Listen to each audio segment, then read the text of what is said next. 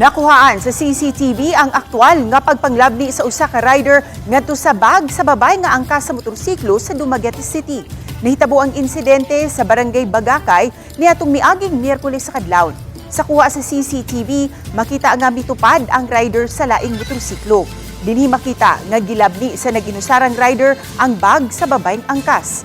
Matud sa biktima nga angkas siya sa motorsiklo nga gidrivean sa iyang kaubang babay. Human misukol, wala makuha sa sospek ang iyang bag sa first attempt. Maong misuway pag-usab ang sospek sa pagpanglabni sa bag ug dinhi nahitabo ang binirahay. Hangtod nga matumba ang motor nga gisakyan sa biktima. Apan wala mahunong ang rider ug gibalikan siya. Nining tungura na siya mikaratin og dagan ug dinhi na misibat ang sospek. Nagtuo ang biktima nga posibleng nag-atang nadaan sa dapit ang maong suspitsado para mamiktima. Tungod sa nahitabo, nag-deploy na og dugang kapulisan sa lugar ang Dumaguete City Police aron dili na masubli pa ang hitabo. Kalit na siya og tapat namo di. Pag lingi na ako, iya man gidirekta og labnet ako ang bag. Kato ko ga-joke ra siya kay hinay raman pagka-labnet kay nag-drive man siya motor.